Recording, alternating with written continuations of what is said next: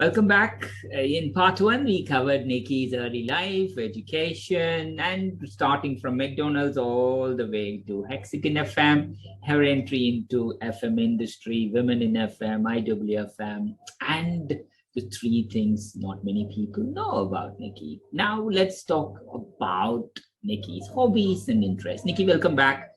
Talk us through your hobbies and interests, Nikki. Hi, Pascal. So hobbies and interests.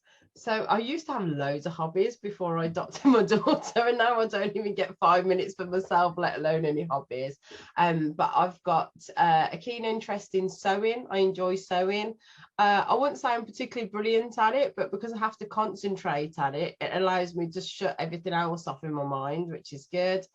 I love listening to audiobooks, and I'd say I also do meet up with the girls, and we used to do once a month or once every other month.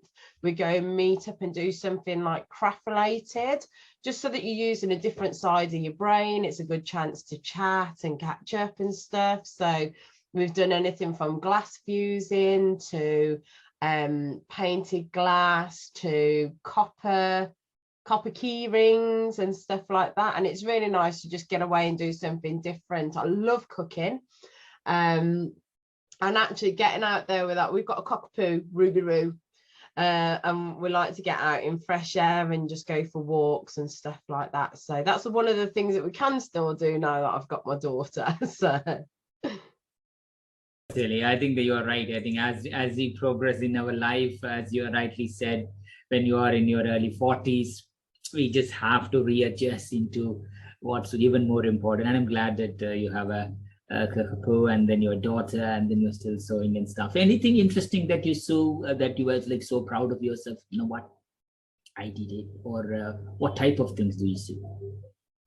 I think for me, volunteering really is one of my interests, to be honest, because it's not always during work time. There's lots and lots of hours outside of it, and it's really nice when somebody comes to you and they say, actually, you've made a difference to them. Like, I saw you speak at this place and you were talking about this, and I felt like it resonated to me, and that spurred me on into action to do something else or to make a change. So I think the thing that I'm probably most proud of is the impact that the volunteering has to the industry and to the people within there, and also what we do as a business as well. I've always said that one of the things about recruitment is that people that are recruiters don't actually realise the power that they have. If you do a really good job, you can enhance somebody's life and help them achieve their life goals, and for them and their family, because obviously your work provides you with your income, and that can completely change things. But when people don't actually put the candidate first and what that candidate's trying to achieve for their life, you can actually destroy somebody's life. I've seen some absolute disasters happen, and that's one of the reasons I came out of recruitment before, is when somebody put a candidate into a role because it was more commission for them rather than what the candidate needed. And I was like, what you put them in there for? That's not the right culture for them. And they still put them in anyway. And not long after they left that role, but they also then split up there with a partner because they were already under pressure anyway. And that compounded was just a straw that broke this camel's back. And it was unnecessary. It didn't need to happen. And that's one of the things that took me out of the sector, but also one of the things that drove me back in to make sure that that didn't happen anymore and try and make a difference. So I would say definitely the work that I do with volunteering and also adopting our daughter. I like to think that we've made a difference to her life, but she has massively made a difference to ours. She's completed us in a way that I never dreamed possible before. I think that's beautiful. Thank you for sharing.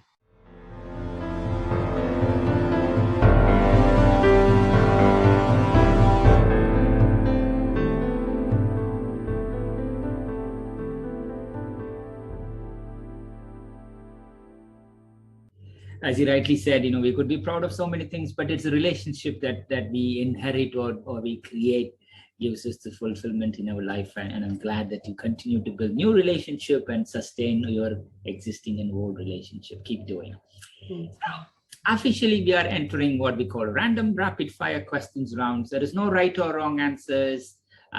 These questions are random. So just a quick, whatever comes in your mind, that's the response. That's probably not what you ever want to say to me. I have random things in my mind. Not all of them suitable for a podcast. We can edit it, don't worry. Right, let's begin. What do you wish people would stop asking you? What would I wish people would stop asking me?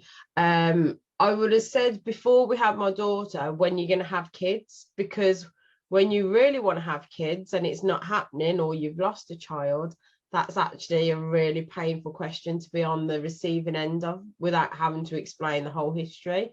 So that's probably one of the things. And also now that we have adopted, do you know what her background is? And it's like, well, we do, but that's her story to share when she's ready, when she's older, if she wants to, and she shouldn't be defined by her story. So that I would say that's changed now. It was before having her, it was about having children, and now it's that people, the first thing they want to know is what happened, what's her story, and it's like, I really want to sometimes say that's none of your damn business, but I'm just try and handle it in a nice, polite way. I think people will keep talking. You just ignore and you just keep moving. That's good. Thank you. Which superhero would you want to be and why? Wonder Woman, of course. I'm part of a group. It's a private group called FM Wonder Women, and I'm in that group with people that are like my role models, and I was really overwhelmed and got massive imposter syndrome when they invited me in. So it's people like Lucy James, Anna Lennox Martin, Kathy Hayward, Kath Fontana, Deborah Ward, Sarah Hodge, Katie Dowding. So when they asked me to be involved, I'm like, what the hell are they asking me for? Little old me. So so we are called the FM Wonder Women, and so I would really like to be Wonder Woman. We are gradually getting into the Wonder Woman stories now. So you are there because it's part of the Wonder Woman series. But yeah, that's nice. Excellent. If you could eat only 3 foods for the rest of your life, what would you choose and why? That's a hard one. So I've recently been diagnosed as gluten intolerant. So I would have said bread before that, but now I'm not allowed to because I'll probably just be really sick again. So I would say chicken. I love chicken. Cheese. I love cheese. And can I have a cup of tea instead? Can I negotiate? Because I can't survive without anyone that's been around me when I've not had a cup of tea. It's not pretty. So if we can negotiate cup of tea, if not, rice. Rice. I think it's interesting. The most of the words that you picked up all starts with C, or it at least has C on it. Chicken, cheese, rice, cup of tea. Cup of tea. Chocolate. I nearly went with a sensible broccoli, but then I decided against it. It's 2 C's as well. So yeah, nice. What's the best compliment you have ever received? Oh, I'm going to get emotional now. A friend that I hadn't seen for a long time, I noticed that he was suffering from depression, and I was watching what was happening on his, I've been in touch with him, noticing what was happening on his social media posts, and managed to intervene because he was abroad and get a message to somebody, and he was actually planning to commit suicide.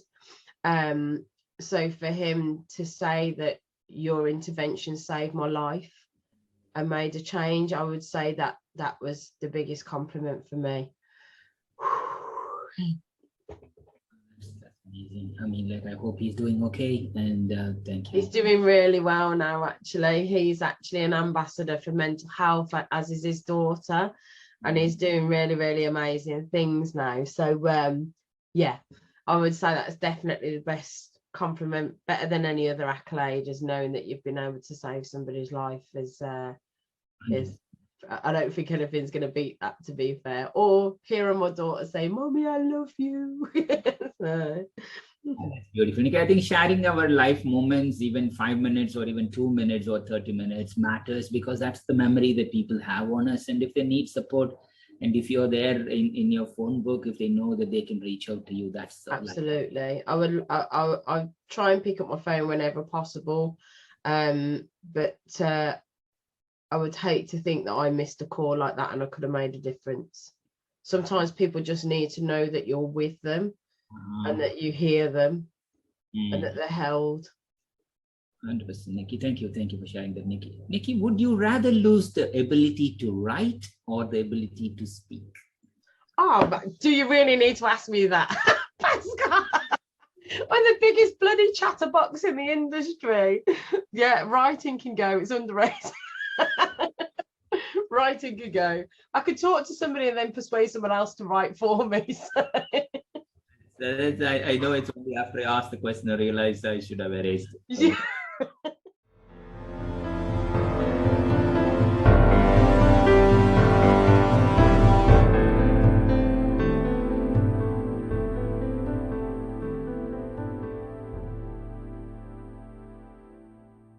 What's your memorable kitchen fail? Do you like cooking? I love cooking. I've got a legendary spice rack. So I've got over 100 spices in my spice rack. We had to make one for ourselves because we couldn't get one big enough, and it takes up a whole wall. My Indian friends joke about the fact that, like, their whole family doesn't have as many spices as I have on that spice rack, and I do use them all as well. And yeah, I love spices, and so I love. Favorite dish that people say that's my signature dish? I do cook a really mean Christmas dinner. I do like a good Christmas dinner. That crispy roast spud, pigs in blankets, of which it's going to be more difficult for me to have this year because of being gluten-free now. But make a good curry. I'll throw my hand to anything, to be fair, but I do love curry. I could actually live on curry alone, as long as it's different types of curry. Totally, Nikki. I will, immedially after this, I'm going to search your address and I'm going to be there in the next. Yes, hiya, knocking. Thought I'll come and say hello. By the way, what's in your kitchen? Yeah, I'll send you a photo of the spice rack after. Do you have any memorable kitchen fail? That's something you planned or something you tried to cook and it went wrong? I've got a kitchen fail of a different kind, and this is absolutely, I find it quite funny. It's really embarrassing, and I can't believe I'm actually sharing this, but everybody that knows me knows I'm like very much oversharing and not afraid to make myself look a tit of myself. So when I was working in the said job at McDonald's, I was usually on tills because I was really quick and really like customer focused, and it was a busy Saturday afternoon. And I don't know if anyone could picture in McDonald's, you've usually got a lot. They used to have a large front counter back in the day, and they'd have like 10 tills on there and people busy. You usually got a fry station at each end, and then the food comes down in the middle and the drinks. And it was a busy Saturday afternoon, and there was massive queues in my hometown. And I was rushing around trying to get these orders ready. And I've gone rushing from one end of the tills down to the other to the fry station. And as I've gone down there, I've slipped on something and I've skidded. I've skidded about 4 meters and got my feet stuck underneath under the fry station.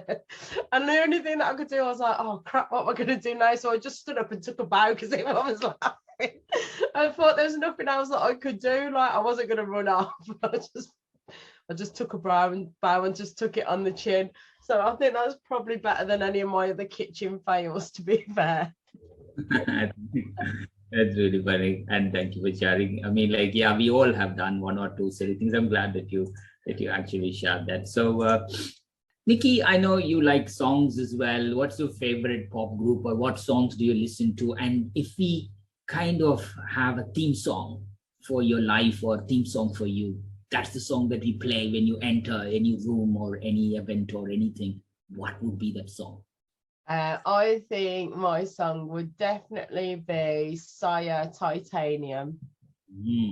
That's definitely my fight song. And when I worked in FM, the client that I worked for was a nightmare with me, and she used to just try and tear me down all the time. And it was for doing the job that I was paid to do, and I actually did a bloody good job for them. But she just didn't like strong women. So I used to drive all the way down from Birmingham every Sunday night, ready for a week down at work. So I used to have to stay away initially before we moved down there. And I used to blast that in the car on the way down and just try and motivate myself for the week ahead to just try and get through to the end of the week before I could blast it all the way back up to Birmingham again on a Friday night. But Titanium is probably definitely figurative of me and my life story, and overcoming obstacles and challenges, shall we say.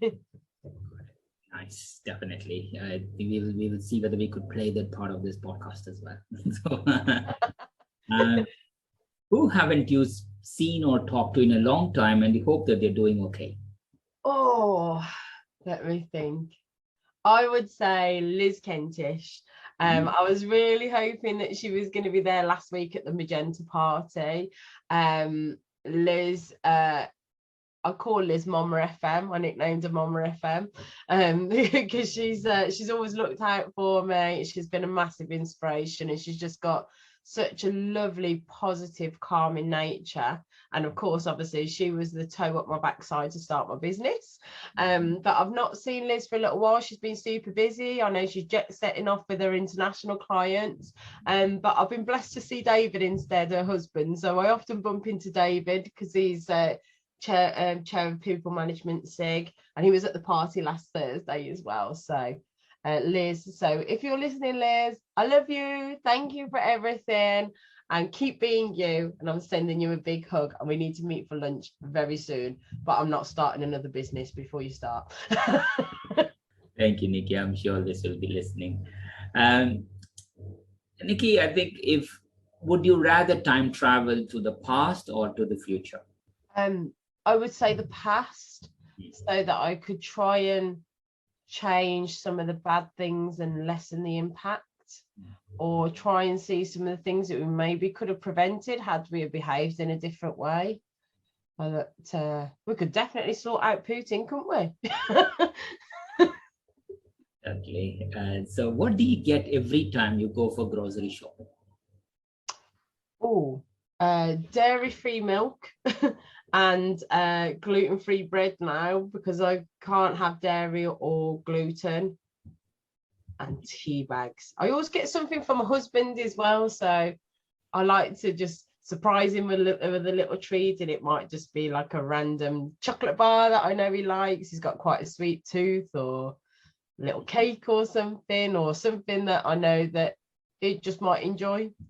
So I like to surprise people with things. That's good. I think, do you have any nicknames that your friends used to call you? Publicly, that I can say on a podcast? A lot of my friends know me as Lathers. Right. I used to be known as Daggers before I got married. And my parents used to call me Scooter because I used to whiz round on those little, you know, when you get those baby walkers, I used to whiz round at high speed as a child. But now they probably just call me pain in the ass.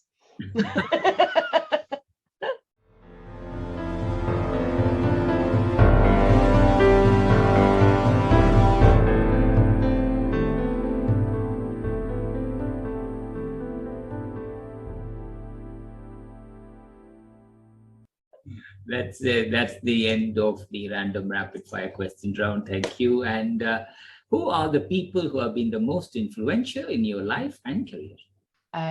My nan, definitely. My nan is my hero. Fortunately, she's no longer with us anymore. But she was a massive inspiration. She brought up 3 lads. My granddad died really young. He had a stroke at 47, which is why obviously it was a big alarm bell for me last year when I ended up having a stent at 44.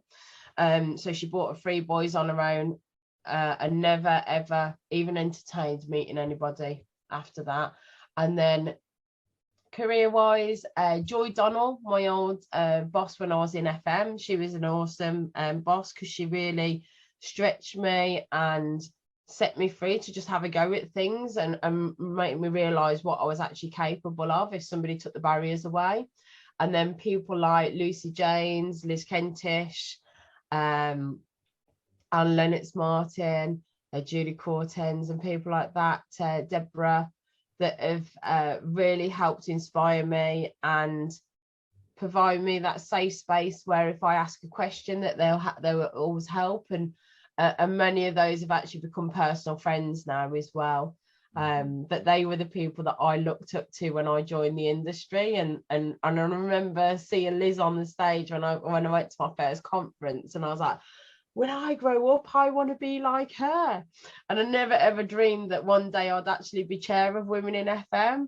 So I just hope that one day there's a youngster in the audience that thinks, oh, I want to do that when I grow up, and that they make those steps towards it or reach out so we can help them get there.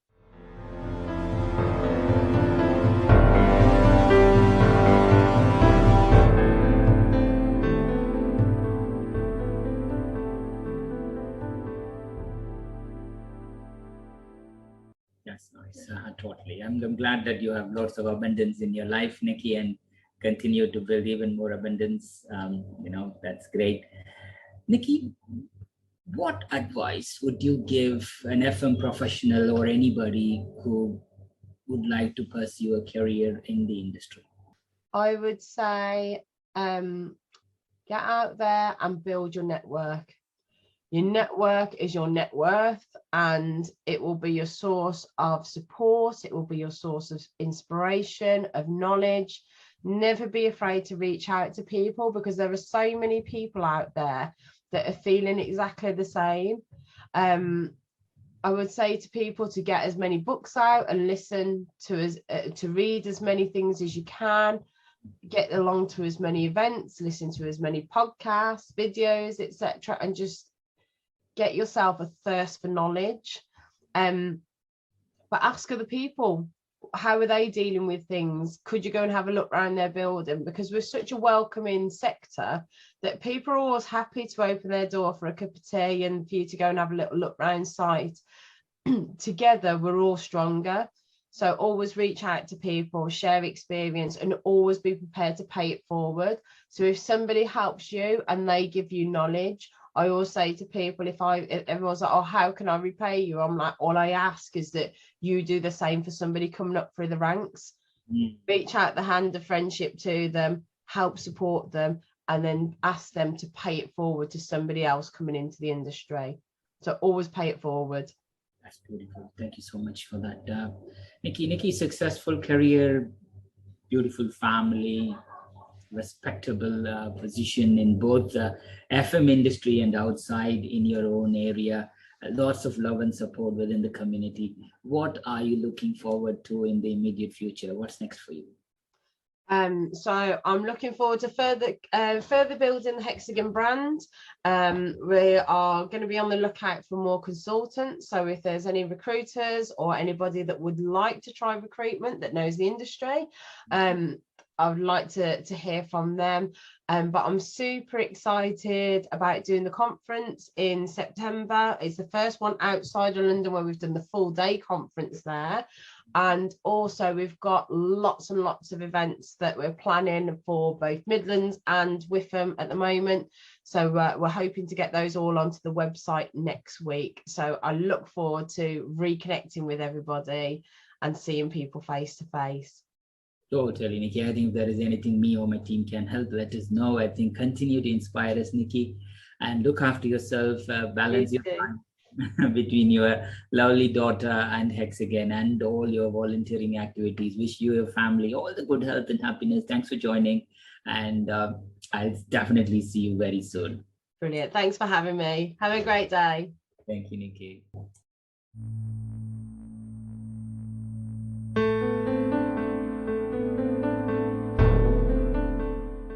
To all our listeners, thank you for tuning in. Please do visit www.baachurain.com/Baachu Talk FM podcast. To this specific episode link to everything that was mentioned in this podcast. Don't forget to subscribe, review and share Baachu Talk FM podcast. We will see you at the next episode with another special guest. Until then, it's Baachu signing off.